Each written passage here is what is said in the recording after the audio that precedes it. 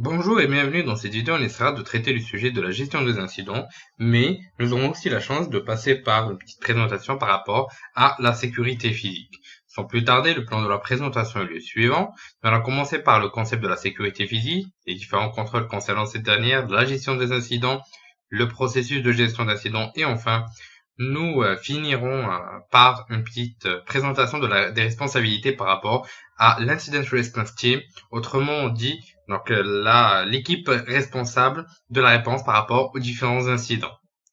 Concernant la sécurité physique, il faut savoir que c'est la première couche de la sécurité au sein d'une organisation et consiste à pouvoir prévenir une organisation par rapport à des menaces environnementales, mais aussi des menaces man-made, autrement dit des menaces humaines. Le but étant de pouvoir prévenir l'accès non autorisé, le vol d'informations, l'espionnage, sabotage et différents dommages, mais aussi protéger les informations personnelles, autrement dit la confidentialité. Quelques petits exemples de menaces tels que le feu, les tremblements de terre ou encore un tsunami. Quelques exemples par rapport aux menaces humaines, on a le terrorisme, la guerre, des explosions, du vandalisme ou encore du dumpster diving. Il existe plusieurs types de contrôles de sécurité physique. Par exemple, celle du contrôle d'accès, on retrouve des caméras de surveillance, des caméras, donc des dispositifs de sécurité tels que des détections de mouvement, des alarmes, etc. Au niveau de la zone de réception, on retrouve le verrouillage par rapport aux fichiers importants, fichiers documents, mais aussi par rapport aux équipements qui ne sont pas utilisés. Donc ces derniers doivent être mis dans une zone sécurisée. Au niveau serveur et workstation, il faudra sécuriser l'accès à ces dernières et loquer les systèmes quand ils sont pas utilisés, désactiver les lecteurs DVD, donc les lecteurs CD, DVD en général, mais aussi USB, caméras de surveillance. Concernant les autres équipements, il faudra essayer aussi de pouvoir loquer les différentes machines telles que les fax quand on n'est pas en train de les utiliser, désactiver les réponses automatiques, ne pas utiliser ces périphériques portables au niveau de réseau public. Et si vous disposez d'un périphérique qui a été endommagé, il faudra le détruire et non le garder. Concernant le contrôle d'accès, il faudra essayer de pouvoir séparer les zones de travail, implémenter une sécurisation via biométrie, donc que ce soit rétine ou encore empreinte digitale, procédure d'authentification, badge d'identification, etc. Concernant la maintenance, il faudra spécifier et donner le rôle de la maintenance à une seule personne et spécifier précisément les différentes responsabilités de ce dernier. Concernant le wiretapping, il faudra inspecter les différents câbles d'une manière journalière, ainsi que la protection des différents câbles avec afin d'y ajouter une certaine couche de sécurité, donc une couche de câble qui est ajoutée au niveau des différents câbles qui représente donc une certaine protection par rapport aux coupures, etc. Et surtout, ne jamais laisser les câbles à découvert. Enfin, concernant le contrôle environnemental, il faudra effectuer donc toujours un refroidissement et climatisation des différents périphériques, un dispositif de contrôle d'humidité, un parafoudre et une isolation des équipements critiques.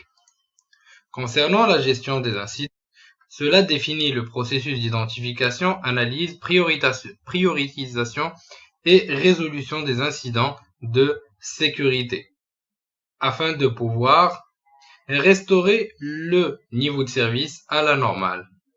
Un des points les plus importants est de pouvoir gérer une vulnérabilité, manutention des artefacts, dispositifs d'annonce et de publication d'informations, les alertes. Et au sein de ces services, on retrouve le service le plus important qui est le service de gestion d'incidents. On retrouve le tri, la réponse à l'incident, l'analyse, mais aussi le reporting et la détection. Et on retrouve en dernier lieu les différents autres services de management d'incidents.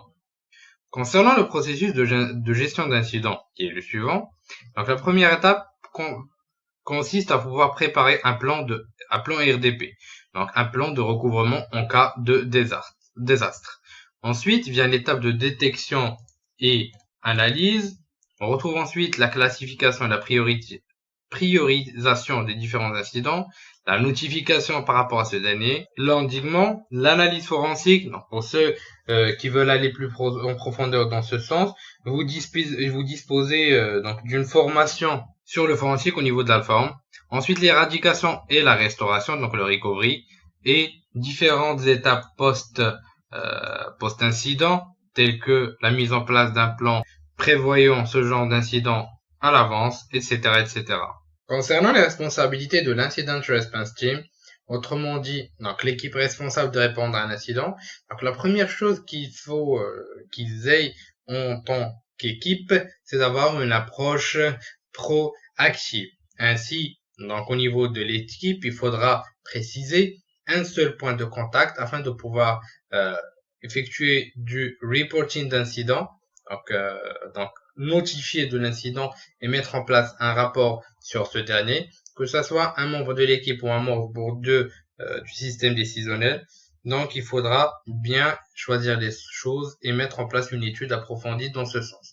Donc, le secret reste une réponse efficace en suivant un processus précis sans oublier les différentes procédures qu'on a pu découvrir.